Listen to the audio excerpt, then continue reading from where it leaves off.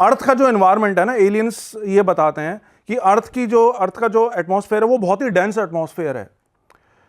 हमें अच्छा नहीं लगता अर्थ के ऊपर आना, क्योंकि यहाँ का एटमॉस्फेयर बहुत डेंस है। हम जहाँ पे रहते हैं वहाँ वहाँ तो बहुत ही लाइट एटमॉस्फेयर है। तो वो नॉर्मली जिनको यहाँ पे भेजते हैं ना, वो खुद नहीं आते हैं यहाँ पे, वो अपने छोटे छोटे रोबोट्स को भेजते हैं यहाँ पे रिसर्च करने के लिए, चेक करने के लिए। तो वो रोबोट्स जो होते हैं वो हमेशा एक ही टाइप के दिखते हैं, बड़ा सर और ये छोटा कद और ये इस टाइप के। वो खुद नहीं आते हैं, वो रोबोट्स को होते हैं, इसलिए सब रोबोट्स ऑलमोस्ट एक ही साइज खुद ही दिखते हैं।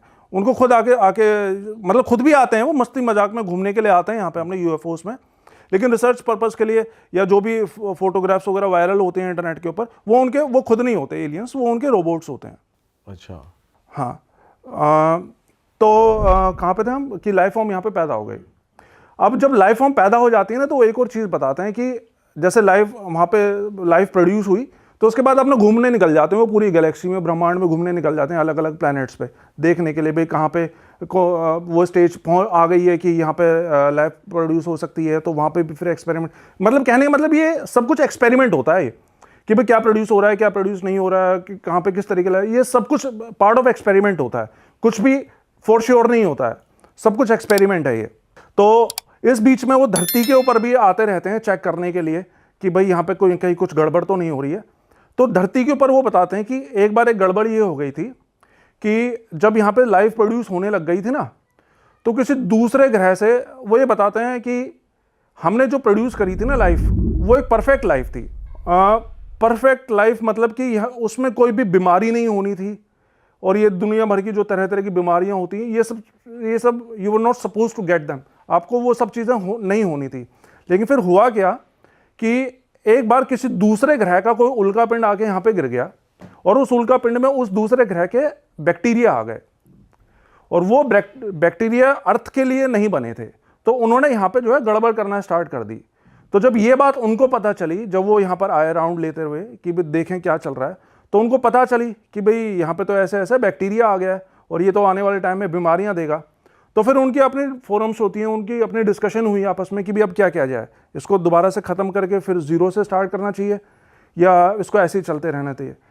तो अब उस स्टेज तक पहुंचने में हज़ारों लाखों करोड़ों साल लग गए थे, तो अब फिर ज़ीरो से स्टार्ट करना, तो उन्होंने कहा कि नहीं, ये ऐसा नहीं करते हैं, एक काम करते हैं, इसको ऐसे ही चलते रहने देते हैं और देखते हैं कि आगे क्या होता है। तो ये जितनी भी हम बीमारियां देखते हैं, ये सब कुछ हमें नहीं होनी थी अगर वो बैक्टीरिया दूसरे ग्रह से यहाँ पे नहीं आए होते, तो उनके हिसाब से। तो इस वजह से ये सारी बीमारियां यहाँ पे होती हैं। इसके अलावा वो ये कहते हैं कि हम ना इंसान की हेल्प के लिए बीच बीच में गिफ्ट देते रहते हैं। लेकिन एक चीज़ और मैं बता दूं इसमें आपको कि इनके भी लॉज होते हैं, इनके भी रूल्स होते हैं अपना, कि कहीं भी लाइफ प्रोड्यूस कर रहे हैं तो वहाँ पे क्या चल रहा है, कि वो कितना इंटरफेयर करते हैं। तो इनके दो रूल्स होते हैं। एक तो होता है the law of non interference and free will. Rule of non interference मतलब कि एक बार वहाँ पे लाइफ प्रोड्यूस होना शुरू हो जाए, एक इंटेलिजेंट फॉर्म आ जाए वहाँ पे, तो उसके बाद वो जो कुछ भी करेंगे ना, वो उनकी फ्री विल है, उसमें हम इंटरफेयर नहीं कर सकते हैं। वो एक दूसरे को मारें, काटें, कुछ भी करें, उसमें हमारा किसी तरह का कोई हस्तक्षेप नहीं होगा।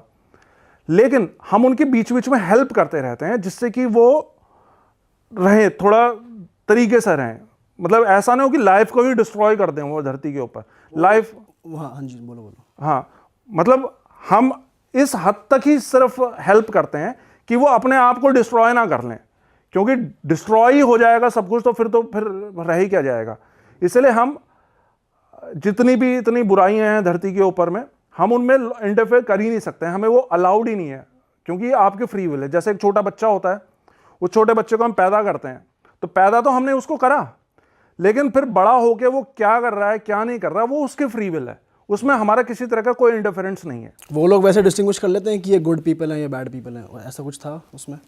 नहीं, देखो, गुड पीपल और बैड पीपल ये तो हमारा नज़रिया है ना देखने का।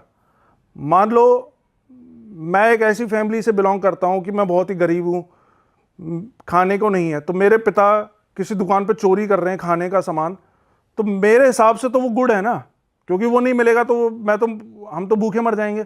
लेकिन वो जिसका सामान है उसके हिसाब से वो बैड है। तो ये तो देखो देखने का नज़रिया होता है गुड और बैड का, और गुड और बैड ये मतलब गुड और बैड बिल्कुल देखने का नजरिया होता पर है जो मेरे हिसाब से। क्रिमिनल थिंकिंग लोगों की होती है, चलो ये तो छोटी मोटी चोरी हो गई, पर अगर कोई ऐसे बड़ा क्राइम कर रहा है या कुछ भद्दाई कुछ कर रहा है कोई, तो ये वो भी इंटरफेयर नहीं करेंगे। तो पर ये थिंकिंग भी इंसान ने टाइम डेवलप करी है, या नेगेटिव भी एक पार्ट है जो जिसकी वजह से आदमी इन्फ्लुएंस? ये सब कुछ एक्सपेरिमेंट का पार्ट है ना। सब उन्होंने दिमाग दे दिया, उन्होंने इंटेलिजेंस बीइंग क्रिएट कर दिया इस धरती के ऊपर। अब वो अपने इंटेलिजेंस से क्या कर रहा है, अच्छे के लिए यूज कर रहा है या बुरे के लिए यूज कर रहा है, ये सब कुछ उसके ऊपर है। इसमें उनका कोई इंटरफेरेंस नहीं है। ये सब कुछ ना फिक्स्ड नहीं है, ये एक एक्सपेरिमेंट का पार्ट होता है। और इसमें एक चीज़ और बताते हैं कि हम ना समय समय पर इंसानों को गिफ्ट देते आए हैं जिससे कि वो लाइफ सस्टेन रहे। जैसे कि उन्होंने सबसे इंपॉर्टेंट जो गिफ्ट दिया था इंसान को, वो दिया था आग का गिफ्ट। वे कहते हैं कि आग जो है ना वो धरती की नहीं है, आग हमने दी थी इंसान को जिससे कि वो अपने आप को गर्म रख सके और जंगली जानवरों से अपने आप को बचा सके। लाखों हज़ारों साल पहले जब फॉर्म क्रिएट हुई थी ये इंटेलिजेंट फॉर्म। और उसके बाद भी हम बीच बीच में समय समय पे इंसान को गिफ्ट देते हुए आए हैं। जैसे कि वो स्पेशली नाम लेते हैं इसका, ये हार्ट बाईपास सर्जरी जो होती है, जिसमें ओपन हार्ट सर्जरी जो होती है, वो कहते हैं ये हमने दी थी इंसान को कि भाई आप इसको पॉजिटिवली यूज़ कर सकें। और न्यूक्लियर टेक्नोलॉजी हमने दी थी इंसान को जिससे कि आप अपनी पावर नीड्स को जो है पूरा कर सकें। क्योंकि किसी भी प्लैनेट को या किसी भी सिविलाइजेशन को एडवांस लेवल पे पहुंचने के लिए पावर की ज़रूरत पड़ती है। तो हम चाहते थे कि आप एडवांस बने, उसके लिए आप यहाँ से न्यूक्लियर जो चीज़ें हैं उससे आप पावर जनरेट करें। लेकिन वो कहते हैं कि इंसान एक ऐसी स्पीशीज़ है, इसको हम जो भी चीज़ इसके भले के लिए देते हैं ये उसको वेपन में क्रिएट कर देता है। इसलिए हमने न्यूक्लियर जो टेक्नोलॉजी थी वो इसलिए दी थी कि भाई एनर्जी क्रिएट कर रहे हैं, लेकिन उन्होंने उससे वेपन्स बना दिए। इसलिए अब हमने उसको जो है गिफ्ट देने ही बंद कर दिए। तो धरती पे भी यही हुआ था। और इसके अलावा और वैसे कितने एडवांस है प्लेडियंस, ये जो एलियंस हैं? ये ऐसे इतने एडवांस हैं कि ये टाइम को, मैटर को, धरती पे हर एक चीज़ को ये मैनिपुलेट कर सकते हैं, आपको पता भी नहीं लगेगा। तो बीच में जो ये बात उठी थी कि भाई टाइम थोड़ा 1 घंटा थोड़ा 60 मिनट का नहीं 40 मिनट का हो गया। हाँ, मैं उस पर आता हूँ, अभी थोड़ी देर में आता हूँ। उससे पहले मैं 1-2 चीज़ें और बताता हूँ आपको। एक ना वो था, क्या बोलते हैं, फॉर्च्यून टेलर नहीं, भविष्य टेलर क्या बोलेंगे उसको, नॉस्ट्राडेमस नाम का आपने सुना होगा ना नाम। वो भविष्यवाणियाँ करता था। तो उस चीज़ को बताने से पहले मैं एक चीज़ और बता दूं कि हमारी ना टाइमलाइंस चलती हैं।